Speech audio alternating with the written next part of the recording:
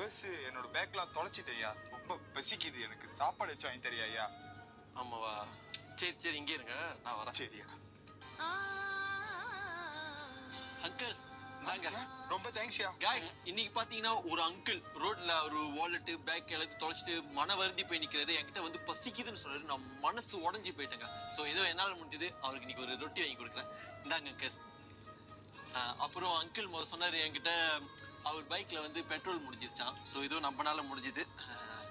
ஒரு 50 காசு கொடுப்போம், சரிங்களா? இந்தாங்க அங்கிள்.